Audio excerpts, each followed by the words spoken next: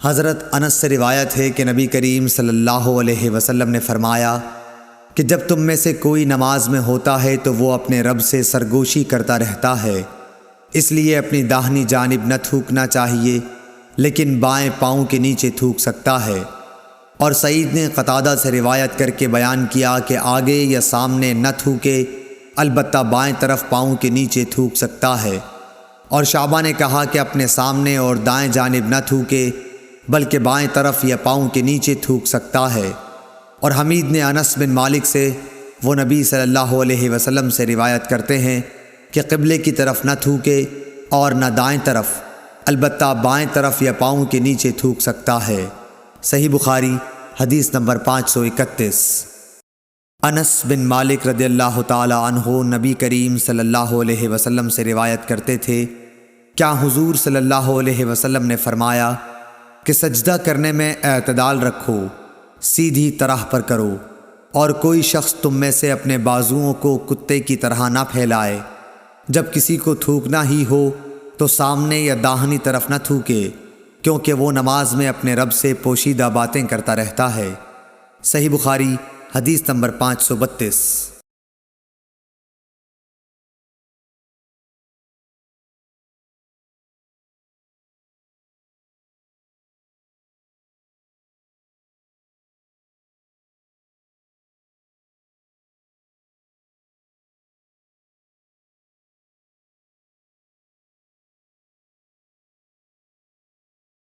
زید بن وہب ہمدانی نے ابو ذر رضی اللہ تعالی عنہ سے روایت کیا ہے کہ نبی صلی اللہ علیہ وسلم کے مؤذن بلال نے ظہر کی اذان دی تو آپ صلی اللہ علیہ وسلم نے فرمایا کہ ٹھنڈا کر، ٹھنڈا کر، یا یہ فرمایا کہ انتظار کر، انتظار کر، اور فرمایا کہ گرمی کی تیزی جہنم کی آگ کی بھاپ سے ہے، اس لیے جب گرمی سخت ہو جائے تو نماز ٹھنڈے وقت میں پڑھا کرو۔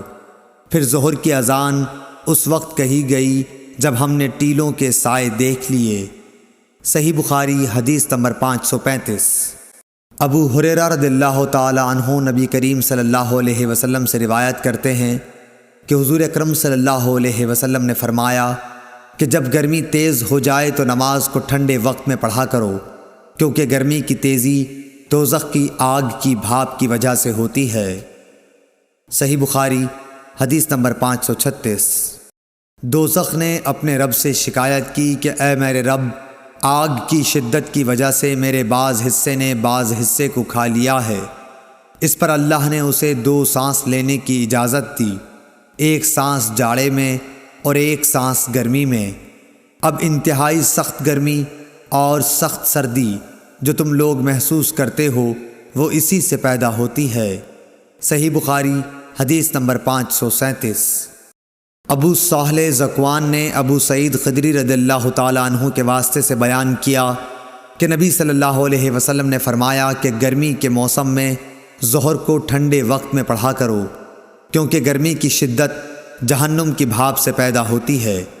اس حدیث کی مطابقت سفیان ثوری، یحییٰ اور ابو عوانہ نے اعمش کے واسطے سے کی ہے۔ صحیح بخاری حدیث نمبر 538۔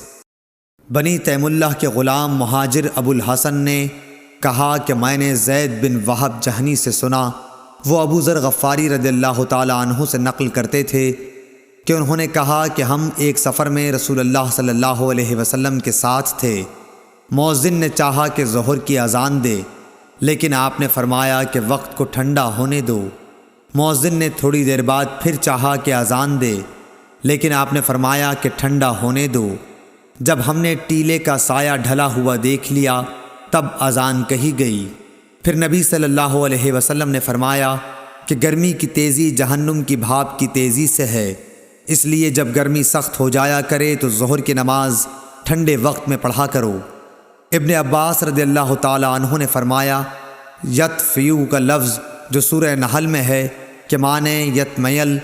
ابن عباس رضی اللہ تعالی عنہ نے فرمایا یطفیو کا لفظ جو سورہ نحل میں ہے کہ معنی تتمیل، جھکنا، مائل ہونا ہے۔ صحیح بخاری حدیث نمبر 539۔